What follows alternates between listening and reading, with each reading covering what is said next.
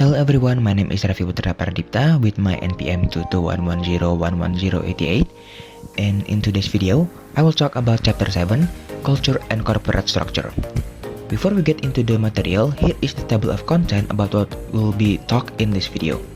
The first one is introduction, form of organization structure, current thinking on other organization structure, cultural diversity and organizational structure, corporate culture and management, levels of corporate culture, analyzing corporate culture, the cultural web, stereotyping corporate culture, and last one is case study.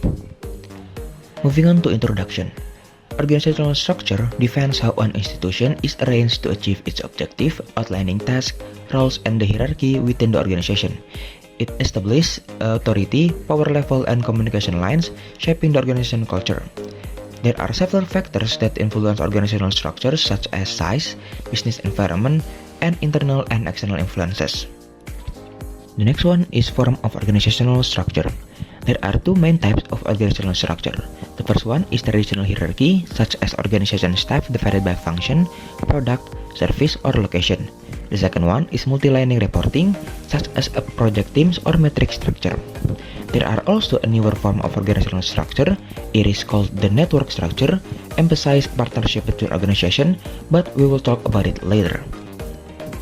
There is research by Fatehi in 1996 that identify 5 organizational structure. The first one is a geographic structure.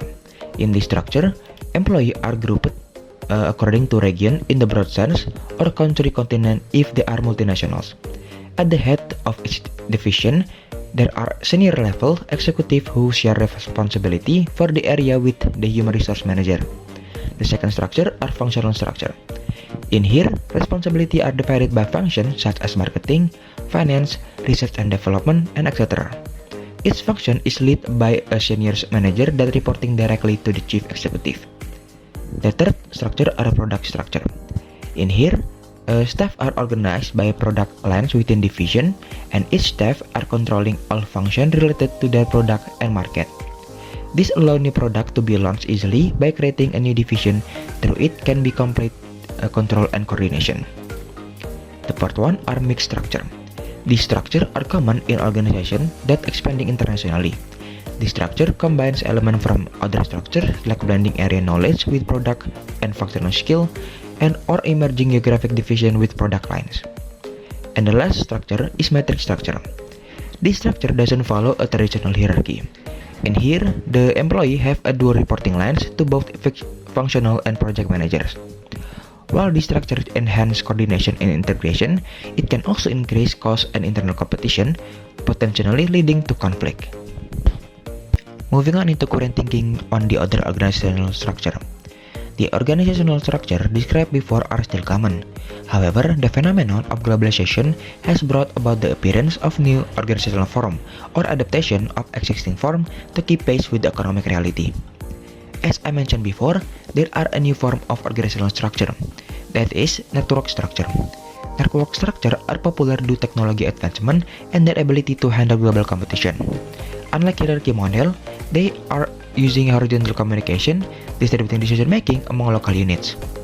Network decision also facilitate cross-cultural knowledge transfer and organizational learning, and also crucial for adapting to changing business environment. Networking support the organizational strategy by connecting diverse resources and enhancing flexibility. There are also transnational structure.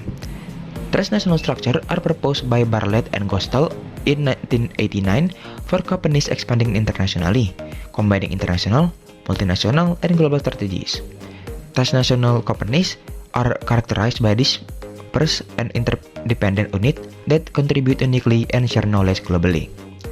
15 years later, in 2004, Bartlett et al. Suggest that large companies should focus more on process such as entrepreneurial, integration, and renewal rather than traditional structure, reflecting a shift towards flexible management and the influence of culture on organizational process.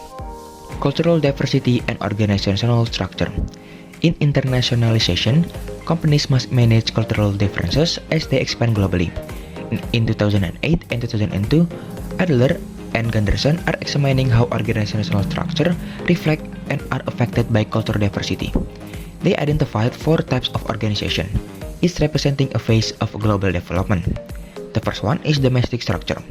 In here, firms are primarily serve the domestic market with little sensitivity to cultural differences and maintaining an ethnocentric perspective.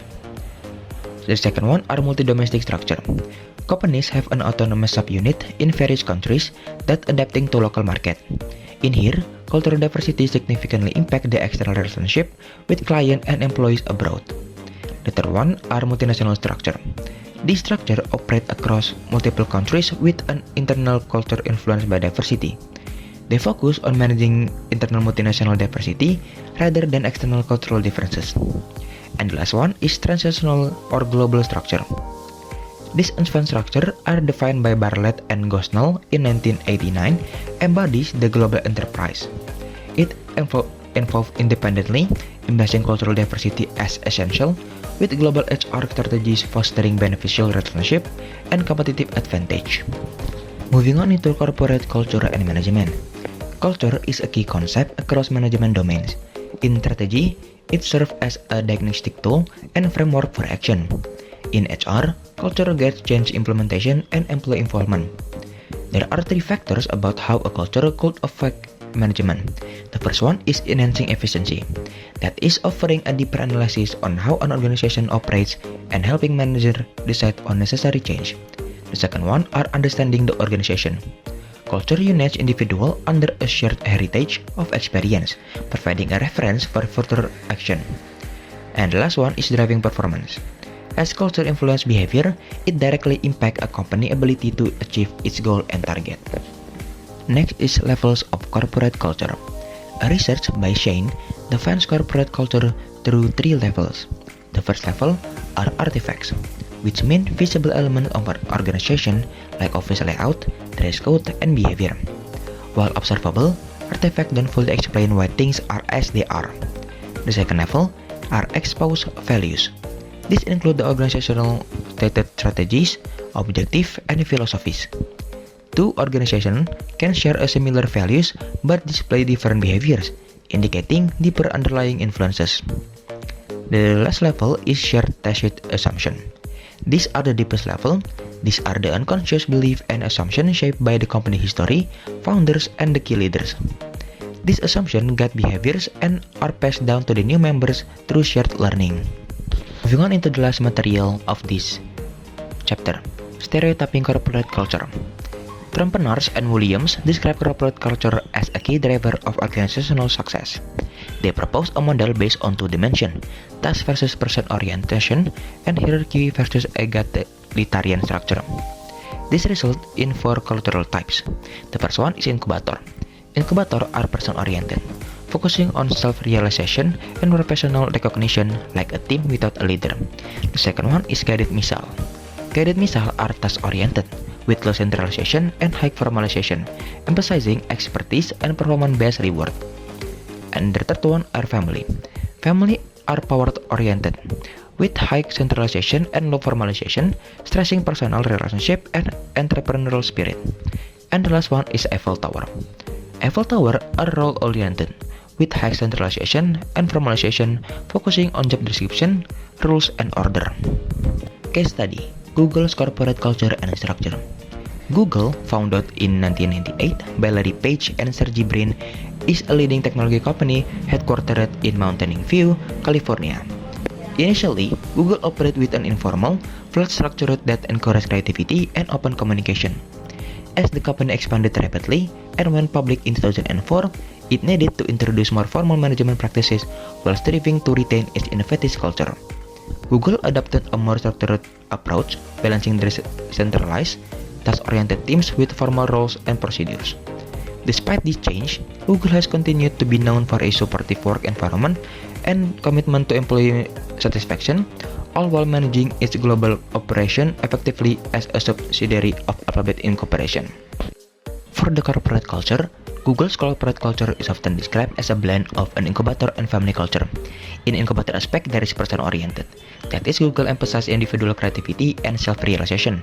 Employees are encouraged to pursue personal projects and innovative ideas. There are also commitment to professional growth. Google invests heavily in employee development through various programs, workshops, and opportunities for career advancement. And in family aspect, there's personal relationship. That is, Google fosters a strong sense of community and personal connection. The company provides various perks such as free meals, on-site service, and social event. There's also entrepreneurial spirit. Google supports an entrepreneurial approach within the company, encouraging employees to take ownership of projects and contribute to the company's growth. For the corporate structure, Google's structure has evolved over time, but it initially exhibited the characteristic of a guided missile and a Eiffel Tower. In guided missile aspect, there is task-oriented. That is, Google focus on task and objective is evident in its project management approach. Teams are structured around specific projects with clear goals and performance metric. There is also low centralization. Although there is hierarchy, Google's decision-making process allows for significant autonomy within teams. Employees have the freedom to innovate and propose new ideas. And in Eiffel Tower aspect, there is high formalization. That is, Google grew, the new need for formal processes and procedures increase. This is reflected in the structured approach to roles, job description, and performance evaluation. There is also role-oriented.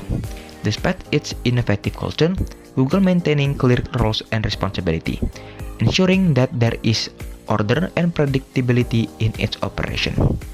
Alright everyone, maybe that's it's all from me. Thank you so much for watching this video. Thank you so much for your attention. See you guys in the next video. Goodbye.